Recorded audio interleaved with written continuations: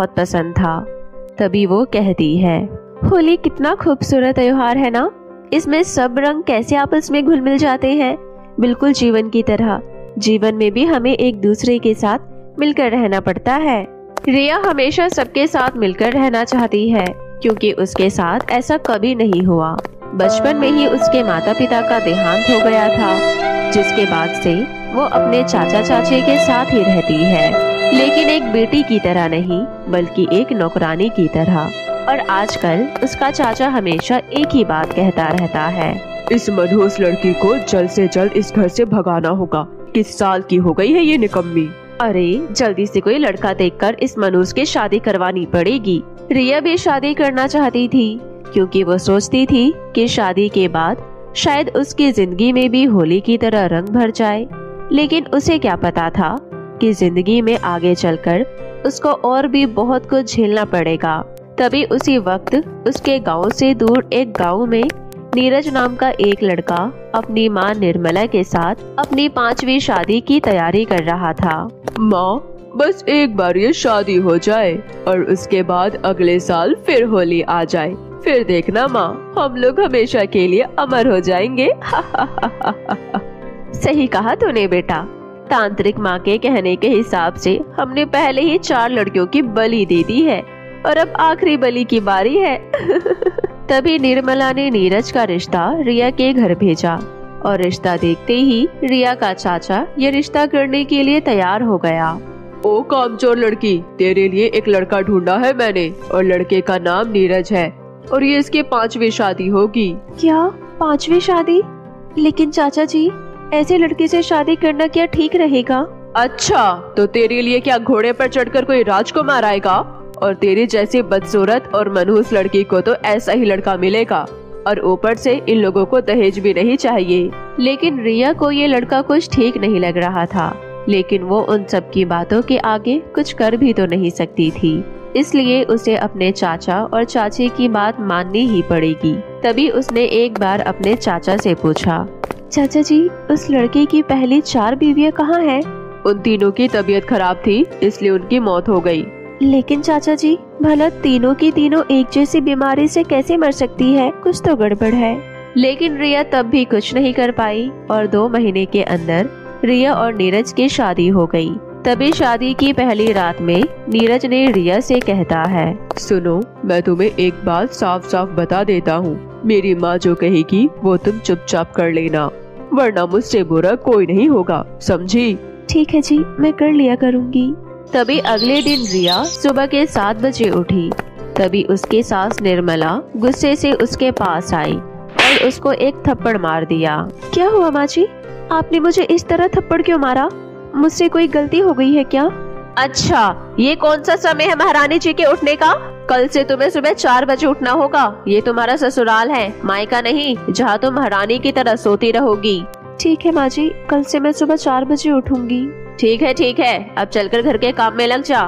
तभी रिया रोते रोते घर के काम करने लग जाती है। तभी निर्मला कुछ देर के लिए अपने कमरे में गई।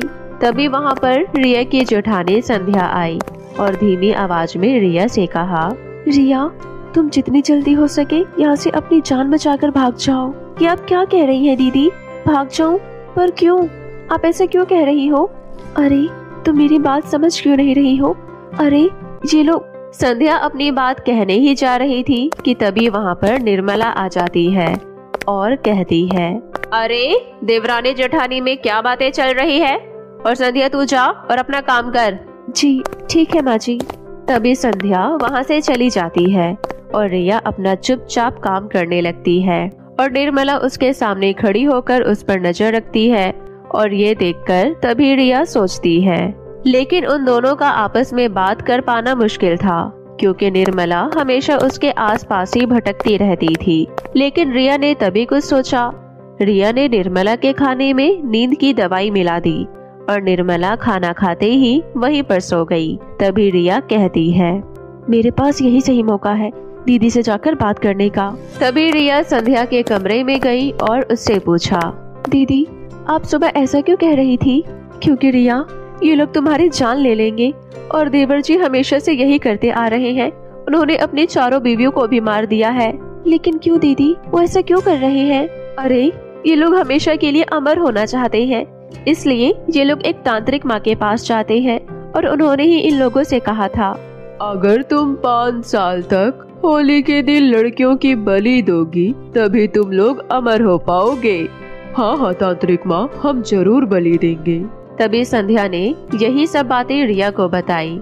मेरे पति का देहांत हो चुका है और वो इन लोगों से अच्छे थे, इसलिए मैं अभी तक जिंदा हूँ, लेकिन मुझे भी इस नर्क से बाहर निकलना है।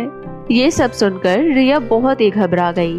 तभी संध्या ने कहा, रिया तुम्हारे पास अभी 1 साल है और देवर जी 1 साल से ज्यादा किसी भी लड़की के साथ नहीं रहते, इसलिए कह रही हूँ कि तुम भाग जाओ यहाँ से। लेकिन दीदी मैं भागकर जाऊंगी कहाँ? अरे अपने मायके चली जाओ। तभी ये सुनकर रिया और जोर से रोने लगी, क्योंकि उसके चाचा चाची उसे दोबारा अपने घर पर नहीं रखेंगे। दीदी मुझे जो भी करना होगा मैं यहीं रहकर करूंगी। और ऐसे ही दिन गुजरते गए और नीरज और निर्मला हर बात पर रिया को मारते रहते और रिया के हाथ पैरों से खून निकलता रहता और काले दाग पड़ जाते। और ऐसे ही कुछ समय गुजरने के बाद पता चला कि रिया माँ बनने वाली है, लेकिन फिर भी वो लोग रिया को और भी ज्यादा मारने लगे और मार खाते खाते रिया की तबीयत भी खराब हो गई। और तभी उसी दिन रात में रिया अपने पेट पर हाथ फेरते हुए कहती है, बेटा तुम मुझे माफ कर दो, शायद मैं तुम्हें नहीं बचा पाऊंगी। तभी वहाँ कमरे में बैठकर दोनों माँ बेटे प्लान बना रहे थे। माँ अब होली आने में सिर्फ कुछ ही दिन बचे हैं। हाँ हाँ बेटा, और होली वाले दिन तांत्रिक माँ भी आएंगी और उन्हीं के सामने हम रिया की बलि देंगे। तभी दोनों होली के दिन रिया को मारने का प्लान बनाने लगे। तभी संध्या रिया के कमरे में जाती है। रिया तुम मेरी छोटी बहन जैसी हो और मैंने इससे पहले 4 लड़कियों को मरते हुए देखा है और अब मैं तुझे मरते हुए नहीं देख सकती। लेकिन दीदी मैं क्या करूं और कैसे अपनी जान बचाऊं इन लोगों से? मुझे तो कोई रास्ता ही नजर नहीं आ रहा। एक आखिरी कोशिश कर सकते हैं हम, तुम चलो मेरे साथ, मैं तुम्हें एक चीज दिखाती हूँ। इतना बोलकर संध्या रिया को चुपके से लेकर एक जंगल में गई। अरे दीदी ये अब मुझे कहाँ ले आई हो? मुझे पता है उन 4 को यहीं पर दफनाया गया है और वो लोग तुझे भी यहीं पर दफनाएंगे, इसलिए अब तू उन 4 लड़कियों को बुला, क्योंकि वही तुझे इन सब चीजों से बचा सकती है। तभी संध्या और रिया उनकी कब्र के पास बैठकर उन्हें बुलाने लगी। तभी कुछ देर बाद 4 की आत्माएं सामने आई। बोलो किस लिए बुलाया है हमें? तभी संध्या और रिया ने उन्हें सब कुछ बताया और ये सब सुनकर दूसरी आत्मा ने कहा, उस राक्षस ने हम 4 की भी जान ली है, तो भला हम तुम्हें क्यों बचाए? हम 4 को तो कोई बचाने नहीं आया था, इसलिए हम नहीं बचाएंगे तुम्हें, इसलिए चली जाओ यहाँ से। तभी रिया की आखिरी एक उम्मीद भी खत्म हो गई। तभी कुछ दिन और बीत गए और होली आ गई और होली के दिन सब लोग रंगों के साथ खेलने लग गए और चारों तरफ रंगों की तरह खुशियां फैल गई और हर तरफ होली की रौनक थी।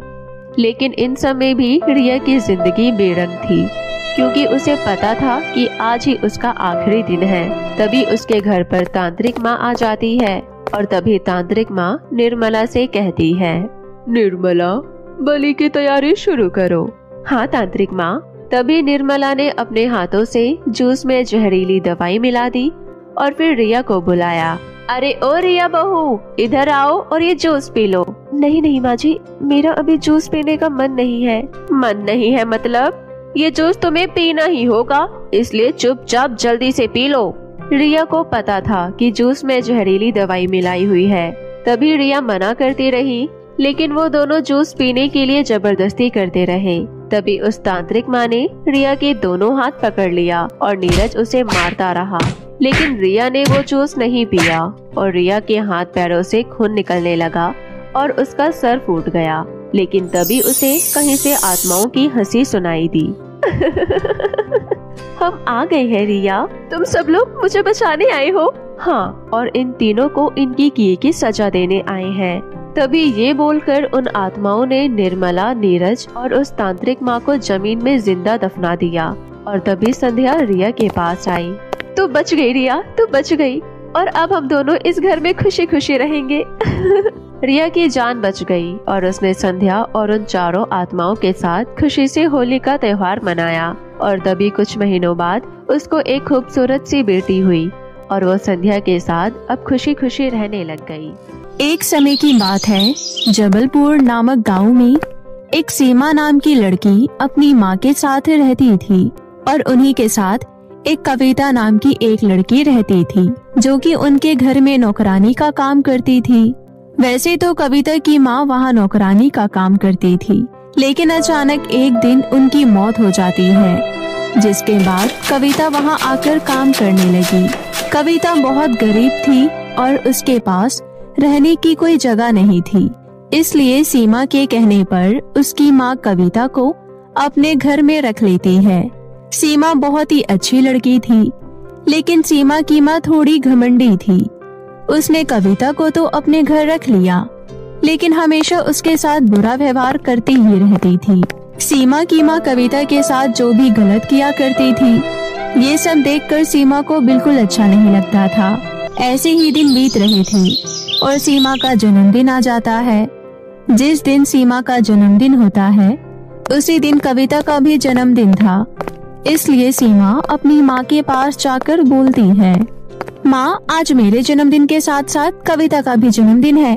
मैं सोच रही थी कि मेरे जन्मदिन की पार्टी इतनी बड़ी हो रही है, इसलिए क्यों ना कविता भी मेरे साथ अपने बर्थडे का केक काट कर खुश हो जाए। बेचारी सारा दिन हमारे घर का काम करती रहती है, इसलिए कम से कम आप उसके जन्मदिन वाले दिन आप उसे एक भी काम मत करवाना। सीमा, तेरे कहने पर मैंने उसे इस घर में रहने की जगह दे दी और हम उसे खाना भी देते हैं, इसलिए उसके लिए इतना काफी है। अगर इससे ज्यादा हम उसे देने लग गए तो फिर वो सर पर चढ़ जाएगी। तुझे अभी नहीं पता ये गरीब लोग कैसे होते हैं। माँ, मैं आपको समझा कर थक चुकी हूँ, जो आपको ठीक लगे वही करो। इतना कहकर सीमा वहाँ से चली जाती है।